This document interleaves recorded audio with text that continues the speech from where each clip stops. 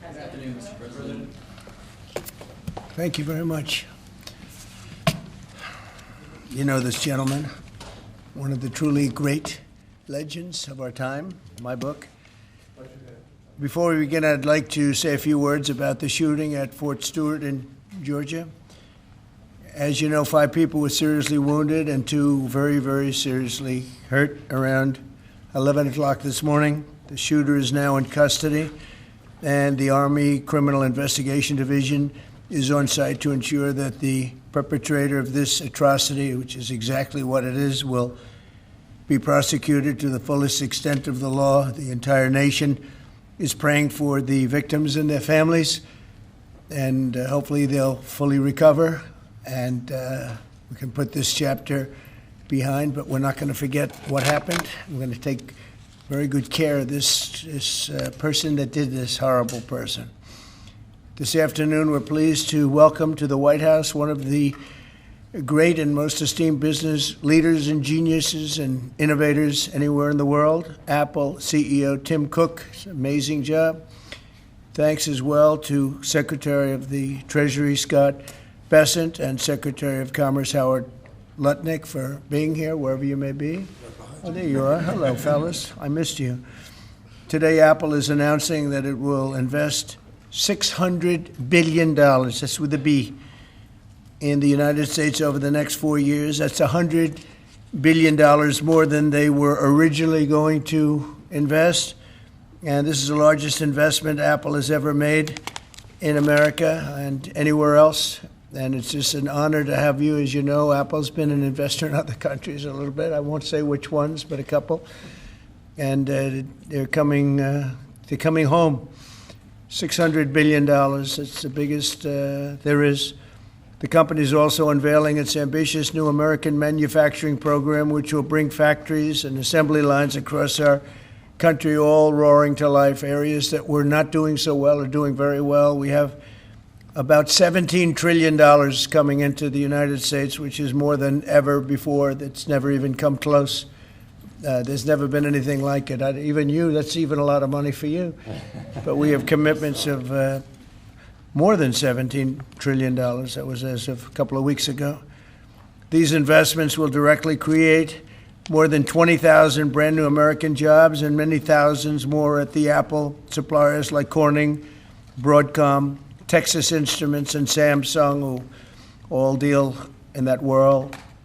As part of this historic commitment, Apple will massively increase spending on its domestic supply chain for the iPhone and will build the largest and most sophisticated smart glass production line in the world in Harrodsburg, Kentucky, which is actually, I did very well there. I like it because I see I did very well there. I did very well in Kentucky, but it's a great place. You're going to be very happy. I thought maybe while we're up, I'll interrupt my own speech by you might show them a little bit about the product that you're going to be doing in Kentucky, Tim. Absolutely. Do you mind if I step up? Yes, please. This box was made in the U.S., California, and this glass comes off the Corning line. It's engraved for President Trump. It's a unique unit of one. It was designed by a U.S. Marine Corps corporal, a former one, that works at Apple now. That's good. He's done well. Designed it for you.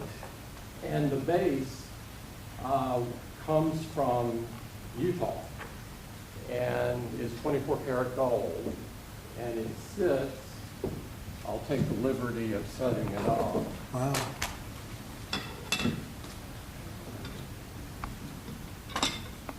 Well, let's see. There we go. Congratulations, Thank you Mr. very much. President. It's Thank you so fantastic. much. The great people of Kentucky. You're going to find it a great place to do business, too. It's fantastic. Isn't that nice? We're doing these things now in the United States instead of other countries, faraway countries. This is a significant step toward the ultimate goal of ensuring that iPhones sold in the United States of America also are made in America. With the mass infusion of capital it's announcing today, Apple will also build a 250,000 square foot server manufacturing facility in Houston and invest billions of dollars to construct data centers across the country from North Carolina to Iowa to Oregon.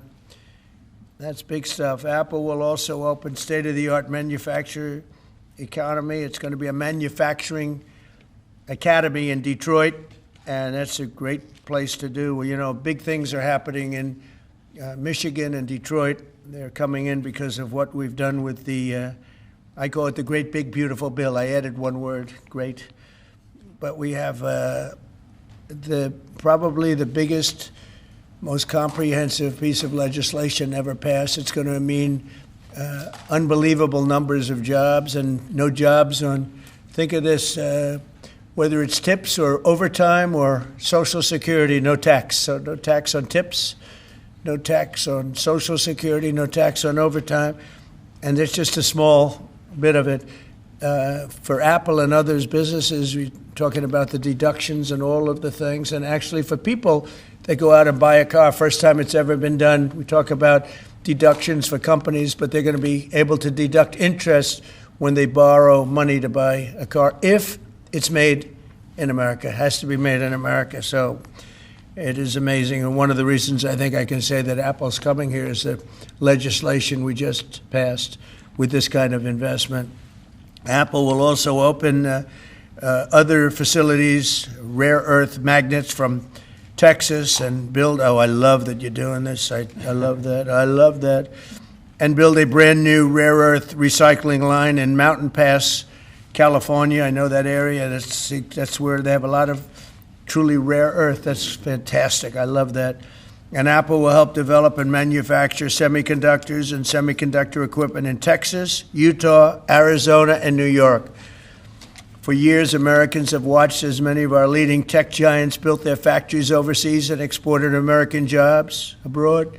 But under the Trump administration, we're doing everything possible to make this the best place on earth to build a factory or grow businesses. I'm allowing them to build electric producing plants with their factory, because otherwise they'd have to hook into the grid. And I think it's one of the biggest things we've done, where you can build, Tim, your own electricity. You become your own electric manufacturer, and that goes along with the plant. So you become a utility. So congratulations, now you're in the utility. I hope they don't value your company based on utility, but that's okay. You're going to be making your own electricity, and as you probably know, for much of this and many of the things that we're doing, especially the AI, they would need actually double the electricity that the country now produces for everything. So it's massive electric, and they're going to be able to make their own, and they're getting very fast approvals. Lee Zeldin is doing a fantastic job, including with a 100% expensing on the one big beautiful bill. In return, we're asking our businesses to invest in America, and they're coming in at levels that we've never seen before. So I don't know when it shows up, but there are a lot of factories and a lot of plants that are either under construction or soon will be starting construction. So can't tell you exactly when, but I want to be around in about a year from now and 2 years from now, because we're going to see an explosion, I think, like this country has never seen before. Never. Today's announcement is one of the largest commitments in what has become among the greatest investment booms in our nation's history, and we've got the hottest country anywhere in the world. You know, I told you the story that, and Tim, I'll tell you, but I went to the Middle East, and I was with Qatar, I was with UAE, and the King of Saudi Arabia, all great leaders. And then I went to NATO and saw many great leaders, and we just finished that about 4 weeks ago. Virtually everyone said, in effect, that we were a dead country 1 year ago. America, this was a dead country. We were dying, we were dead. And now you've got the hottest country anywhere in the world. This would have never happened except for certain people. Thank you very much. I appreciate it. NVIDIA is investing $500 billion to go along with Apple's $600 billion. $600 billion. Micron, great company, is investing $200 billion. IBM is investing more than $150 billion. SoftBank is investing substantially more than $100 billion. TSMC is investing $200 billion. Johnson & Johnson, $55 billion. Merck, Stellantis and General Motors are putting many, many billions in. They haven't determined the final number. And many other countries are investing tens of billions of dollars. And I'm not going to give you the whole list because the list is too long to read. But it's hundreds of billions and even trillions. I mean, it's trillions of dollars that's being invested right now. Last week, it was announced that our economy grew at 3% in the second quarter. And consumer confidence is surging. Blue-collar wages are rising rapidly. Costs are way down. You know, I listen to these horrendous frauds on CNN and various other fake news networks, and they say costs are up. No, costs are down. Gasoline is down. It's going to soon, I believe, be less than $2 a gallon. It's around $2.40 right now. Many places, other than California, where they tax you out of business, but and a couple of others. But gasoline is way down. The price of groceries are down. How about eggs? When I first came here, my first week, the press hit me very hard on eggs. Eggs had quadrupled or something. I said, I didn't know about it. Give me a chance. I've just been here for 4 days. Well, eggs are down. Everything's down. Price is down. The only thing that's up is stock prices. That's really up, and that's through the roof. The stock market has been hitting all-time records, all-time highs. Last week, it was announced that our economy grew at levels that we haven't seen in a long time, but the real levels of growth are going to be judged in a year from now when you start seeing some of these incredible plants, because we have car plants opening. They're coming in from Canada, from Mexico, and from all over the world. And they're coming in because they like the way the election worked out, but they also like the fact that they don't want to pay tariffs. And the tariffs, I think, we're taking in hundreds of billions of dollars in tariffs. I won't be so specific other than to say, because we don't even know what the final number is. We just made a deal, as you know, with the EU, where they're paying hundreds of billions of dollars. Japan paying hundreds of billions of dollars, and numerous other countries paying hundreds of billions of dollars. And we're not even completed there. And as you know, they found $25 billion 3 weeks ago. They said, we have a surplus of $25 billion. And they said, where did this come from? I said, check the tariffs. And they checked. They said, you're right, that's where it came from. And we've really just started. This is just in its infancy. So we have a great country. We have a country that is going to be very rich. It's a country that we're very proud of, but it's going to be very rich. And it's companies like Apple, they're coming home. They're all coming home. And we want them to come home. They have to come home. We're going to treat them really well. We're going to be putting a very large tariff on chips and semiconductors. But the good news for companies like Apple is if you're building in the United States or have committed to build, without question committed to build in the United States, there will be no charge. In other words, we're not going to be charging. So a lot of countries, a lot of companies are leaving various other places and they're coming to the United States. So in other words, we'll be putting a tariff on of approximately 100% on chips and semiconductors. But if you're building in the United States of America, there's no charge, even though you're building and you're not producing yet in terms of the big numbers of jobs and all of the things that you're building. If you're building, there will be no charge. So I just want everyone to know that. And I didn't even tell you that inside. We discussed the concept, but I didn't. So it's a big factor. So 100% tariff on all chips and semiconductors coming into the United States. But if you've made a commitment to build, or if you're in the process of building, as many are, there is no tariff. Okay? If for some reason you say you're building and you don't build, then we go back and we add it up, it accumulates, and we charge you at a later date. You have to pay, and that's a guarantee. So that's a big statement, and I think the chip companies are all coming back home. They're all coming back. You know, we started with Intel, and gradually Intel was just taken over the coals. They were taken to the cleaners, frankly, and moved to other places, in particular Taiwan. But I think a lot of those companies are coming back, and they're coming back very rapidly. So that's a big statement. 100% tariff. I want to thank you very much. Tim, would you like to say a few words about your company, please? It's okay. Good afternoon, everyone. Mr. President, thank you very much for having me here today. You've been a great advocate for American innovation and manufacturing, and I'm grateful for your leadership and your commitment. That's a commitment we share at Apple because American innovation is central to everything we do. Our products are designed here, we're hiring and growing here, and we support 450,000 jobs with thousands of suppliers and partners in all 50 states. Earlier this year, we made our largest ever spending commitment, $500 billion to the U.S. over the next 4 years. That's already yielding results. Earlier this year, we broke ground on a new factory in Houston to make advanced AI servers. And just last month, the very first test unit rolled off that factory's line, proudly made in America.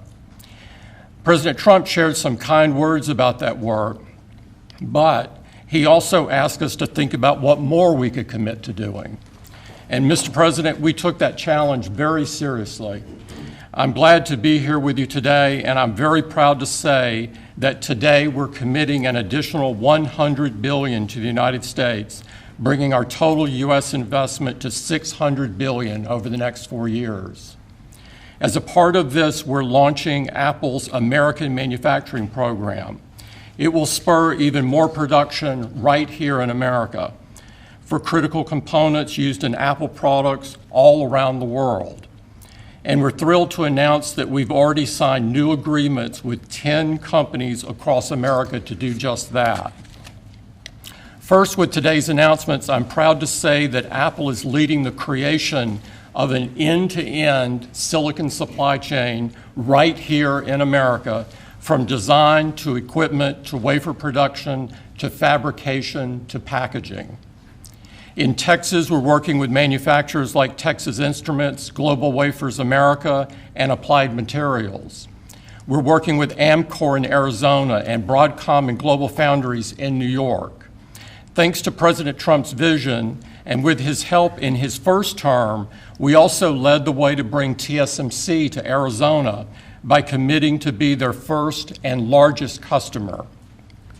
Today, they're producing tens of millions of chips for Apple using one of the most advanced process technologies in America today. We're going to keep working with our suppliers to move even more of this incredibly advanced work to America.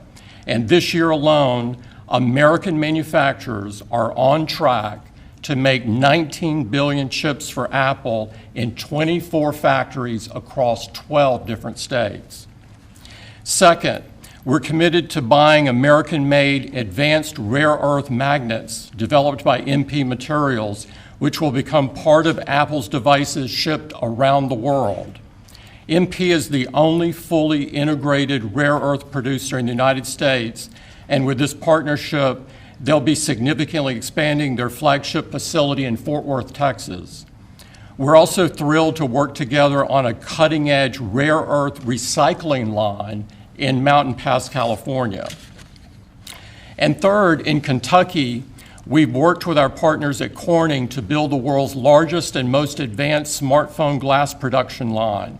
And I'm pleased to announce that very soon, this is for the first time ever, every single new iPhone and every single new Apple Watch sold anywhere in the world will contain cover glass made in Kentucky.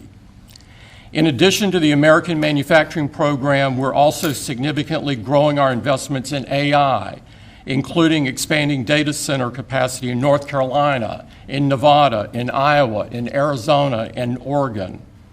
So we're going to keep making investments right here in America. We're going to keep hiring in America. And we're going to keep building technologies at the heart of our products right here in America.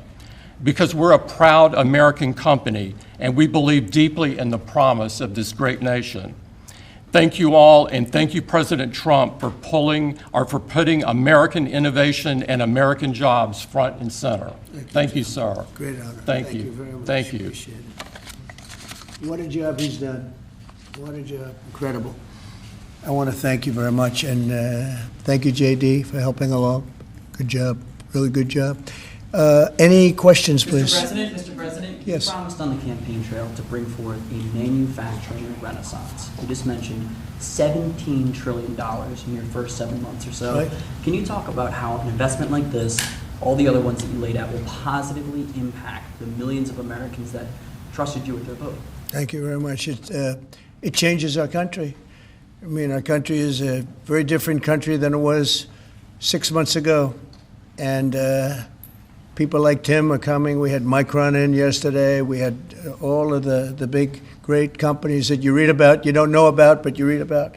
Many of them were making products outside of our country. Foolishly, we lost them. If we had the right person sitting in that seat, that would have never happened 20 and 30 years ago.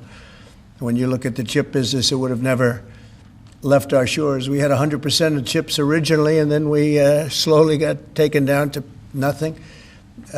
We have the biggest chip companies, to both of them, but we have the biggest in the world coming in. They're going to Arizona and beyond. And we're going to have, in a short period of time, we'll be up to almost 50% of the chips from starting in nothing. And that's something. But we have the greatest companies in the world coming into our country. And that means jobs, and it means wealth. And wealth means security for our people. Okay? Brian? Yes, sir. Congratulations on this investment, President Trump. And Thank you. What a great example of putting America first. What does the labor force look like to fill these jobs that you have? Do we have enough skilled American workers to fill these? Well, we do have a lot of workers, and we have a lot of workers that hadn't been looking for work because they were disincentivized, frankly.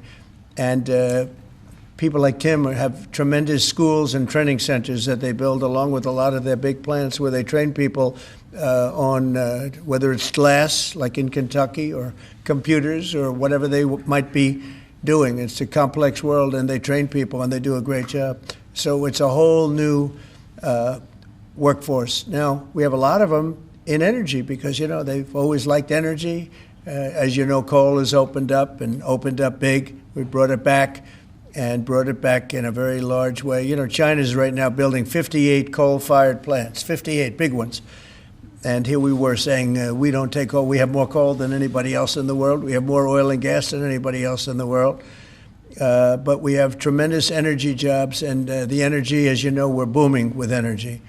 And that's why the gasoline prices are down. Costs are down. I just hope when they watch these shows, I watch this, I won't use names because I just make them better known that nobody knows who they are.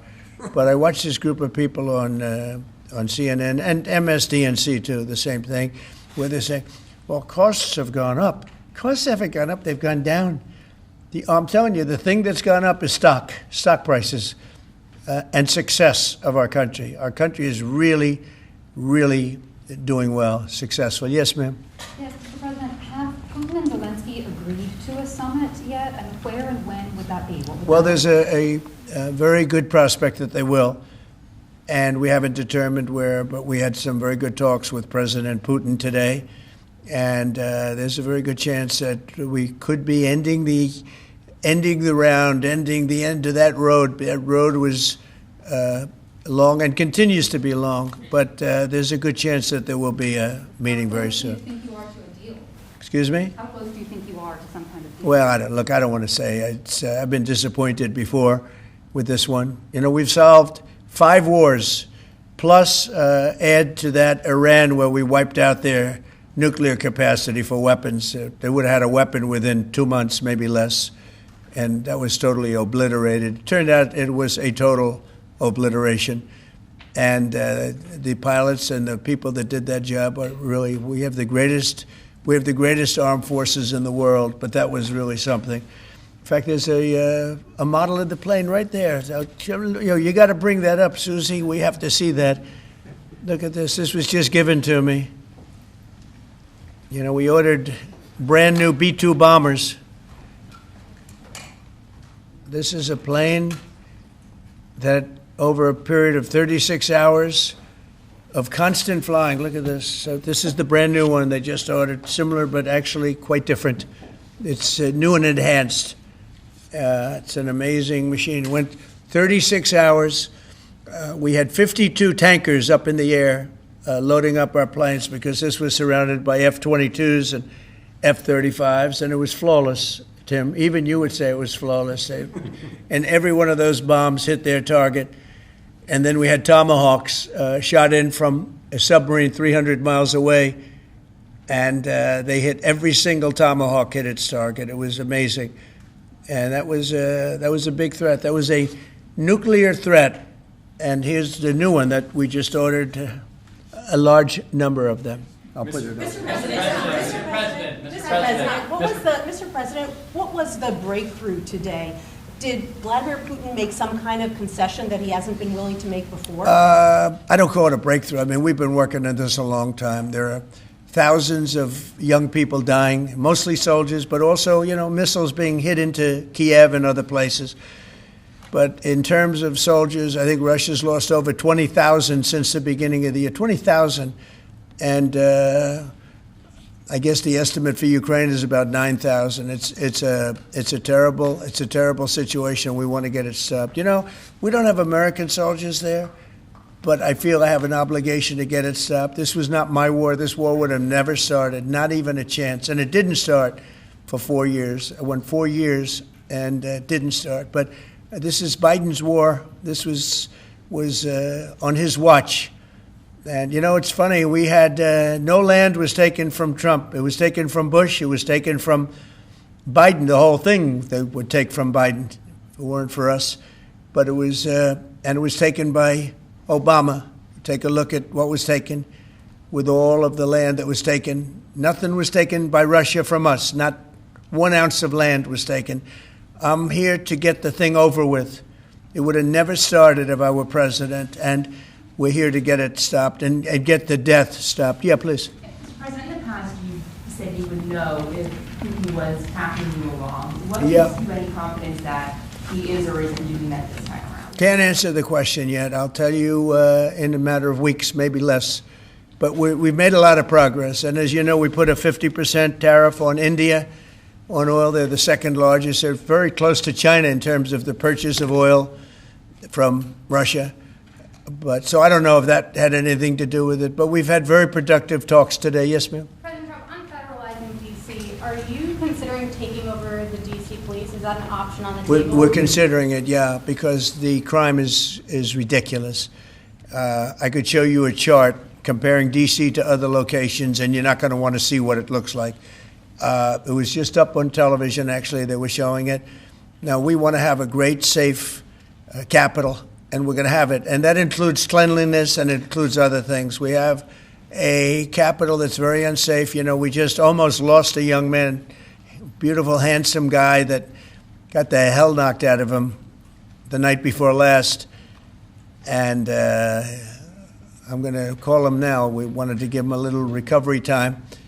We just put a call into him. They're calling back in a little while. But he went through a bad situation, to put it mildly, and there's too much of it. We're gonna do something about it. So whether you call it federalized or what, and that also includes the graffiti that you see, the papers all over the place, the roads that are in bad shape, the medians that are falling down, the median in between roads that's falling down.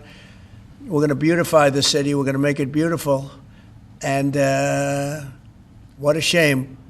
The rate of crime, the rate of muggings, killings, and everything else, we're not going to let it. And that includes bringing in the National Guard, maybe very quickly, too. And do you want Congress to look at overturning the D.C. Home Rule Act?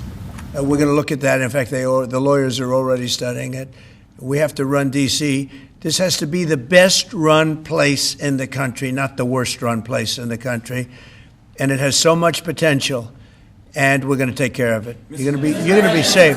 You're going to be safe walking down streets. You're not going to get mugged. Mr. President, if you do reach a deal with Ukraine and Russia, would you drop the additional tariffs on India? Well, we'll determine that later. But right now they're paying a 50% tariff.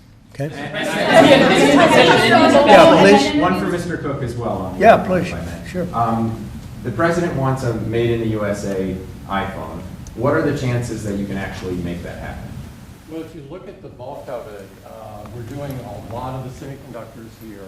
We're doing the glass here. We're doing the Face ID module here. So there's a ton of it. And we're doing these for products sold elsewhere in the world. And so there's a lot of content in there from the United States. But what about the whole thing? We're very proud of it. Can you make the whole thing is here? just the final assembly that you're focused on. And that will be elsewhere for a while. He makes many of the components here, and we've been talking about it, and the whole thing is set up at other places, and it's been there for a long time. So in terms of cost and all, but I think we may incentivize him enough that one day he'll be bringing that. But he brings most of the stuff. Look, he's not making this kind of an investment anywhere in the world, not even close. He's coming back. I mean, Apple's coming back to America. Thank you. Mr. President, Indian officials Let me said, go, please. Indian officials have said that there are other countries that are buying Russian oil. It's okay. Like China, for instance, It's buys okay. more. Yeah. Why are you singling India out for these additional It's sanctions? only been 8 hours, so let's see what happens We're over the gonna see next. more secondary sanctions you're going very to see a soon. lot more. So this is a taste of You're what's going to to see a come. lot more. You're Mr. going to see so much You were the secondary sanctions. Yes, ma'am. Sorry, you were the driving force behind Operation Warp Speed, these mRNA vaccines that are the gold standard. Right. Now your health secretary is pulling back all the funding for research. He's saying that the risks outweigh the benefits, which puts him at odds with Research the on entire what? medical community and with you. What is going Yeah. on Research on what? into mRNA vaccines? Well, we're going to look at that. We're talking about it, and they're doing a very good job. And, you know, that is a past. Operation Warp Speed was, whether you're Republican or Democrat, considered one of the most incredible things ever done in this country. The efficiency, the way it was done, the distribution, everything about it has been amazing. But, you know, that was now a long time ago, and we're on to other things. But we are speaking about it. We have meetings about it tomorrow at 12 o'clock, and we'll determine. We're looking for other answers to other problems, to other sicknesses and diseases, and I think we're doing really well. Yes, ma'am, please. Thank you, Mr. President. You said many times that you want to stop wars in the Middle East. Now, Prime Minister Netanyahu is contemplating reoccupying Gaza entirely. Is he defying you, sir, or are you giving him a green light? Well, we have stopped wars in the Middle East by stopping Iran from having a nuclear weapon, and they're you know, they can say they're going to start all over again, but that's a very dangerous thing for them to do, because we'll be back. As soon as they start, we'll be back. And I think they understand that. They're just words. But no, we've stopped a lot of wars in the Middle East. If you think about what we did with Iran, Iran was the perpetrator of hate, a very evil place, and I think it's going to be a lot different in the coming years. On the India penalties, do you have any similar plans to enact more tariffs on China as it relates Could to their happen. purchases? Could happen. Depends on how we do. Could happen. Brian, Brian? yes, I've got an entertainment-based question for you. A few weeks ago, Stephen Colbert announced that he was leaving his show. Howard Stern announced that him and Sirius XM Radio are parting ways. Do you think the hate Trump business model that's been in the entertainment business is going out of business because it's not popular with the American people? Well, it hasn't worked, and it hasn't worked really for a long time, and I would say pretty much from the beginning. Colbert has no talent. I mean, I could take anybody here, I could go outside on the beautiful streets and pick up a couple of people that do just as well or better. They get higher ratings than he did. He's got no talent. Fallon has no talent. Kimmel has no talent. They're next. They're going to be going. I hear they're going to be going. I don't know, but I would imagine because they get, you know, Colbert has better ratings than Kimmel or Fallon. You know that. Howard Stern, it's a name I haven't heard. I used to do a show, we used to have fun, but I haven't heard that name in a long time. What happened? He got terminated? Yeah, they're going to separate ways because I think what they're offering salary-wise is real low than what he's getting. You know now. when he went down? Whenever you want. You know when he went down? No, before. When he endorsed Hillary Clinton, he lost his audience. People said, give me a break. He went down when he endorsed Hillary Clinton. Mr. President, have you talked to Governor Cuomo? Started interviewing Fed candidates yet? Yeah, And we've are you started the considering interviewing them? process. Scott and I and Howard, a lot of people, JD, we have some great candidates. It's probably down to 3. He doesn't want the job. He said, do you like this job better? Yes, sir. I mean, he was a candidate, but I don't think he'll take it. Are there I any don't. candidates I really from- don't think he'd take it. Are there Actually, any candidates from Wall Street Essentially, we're all from Wall Street, aren't we? You know, when you get right down to it. The term Wall Street. Yeah, please. Yep, you made your tax cuts permanent. You mentioned that the tariffs are bringing in a ton of external revenue. You've opened up markets, the EU, Japan, South Korea, many others, to American goods like we've never seen before. How much growth can we expect in the economy now that this model of yours is sort of beginning to really take off? Well, I think the growth is going to be unprecedented. I think we're going to have growth that's unbelievable. Now, remember, we're building and just starting to build a lot of these incredible plants. We talked about the electric facilities that we're building, the generating plants, electric generating plants. Are massive, and they're going to be great, and they're going to sell excess electricity into our grid. So we're going to be having much more electricity than we ever had, and those plants are going to be taken care of individually.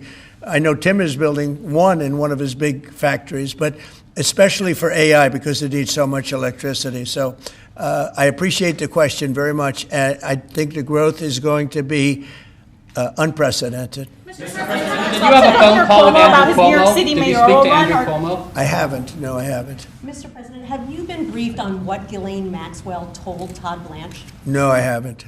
So you don't know whether you I don't came know. up in the I know Todd is conversation a or very not? respected person all over the country, all over the world legally, so I don't know. Mr. President. Yeah, please, go ahead. Will the new Fed governor be temporary? We're probably going to go with a temp and then a permanent, I think. Are the two So the temp is going to be named, I'd say, over the next 2-3 days, and then we're going to go permanent. Are the two Kevins the leading contenders for the permanent spot for the chair? Well, the two Kevins? The two Kevins are absolutely, yeah. They're both very good. Mr. President. The two Kevins, very good. Mr. President, is Vice President Vance hosting a gathering this evening to talk about how to respond to the Epstein situation?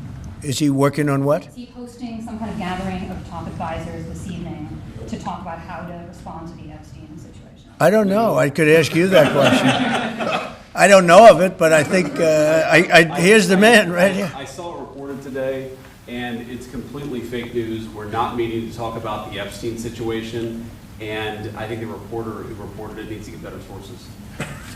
Look, the whole thing is a hoax. It's put out by the Democrats because we've had the most successful 6 months in the history of our country, and that's just a way of trying to divert attention to something that's total bullshit. Okay? Yeah, please. A new Gallup poll says that Elon Musk is the most unpopular public figure in the country right now. I'm wondering, do you miss having him around the White House, or is that poll accurate? I don't know if the poll's accurate. I think he's a good person. I think he had a bad moment, really bad moment, but he's a good person. I believe that. President Trump, are you keeping that 10 to 12-day deadline? China facing potential secondary sanctions for Yeah. Russian oil. Them having that tariff or sanction rather, or not, hinges on what going forward? It may happen. I mean, I don't know. I can't tell you yet, but we did it with India. We're doing it probably with a couple of others. One of them could be China, yes. Are you keeping that 10 to 12-day deadline that you had given Russia after today's talks? Yeah, we're pretty much getting close to it right now, but we're having very serious talks right now about getting out of Ukraine, getting it settled, getting it ended. Should have never started, would have never started. If I were president, it would have never started. I want to thank Tim Cook. He's a great, great man, a visionary, a businessman, just about every quality he can have other than athleticism. I don't know about that. I'm looking at him. I'm not 100% sure about you. You're a good athlete. I'll bet you're pretty good. I think he's good at everything, but I want to thank you very much, Tim. Thank you, sir. Congratulations. Thank you all very much. Thank you.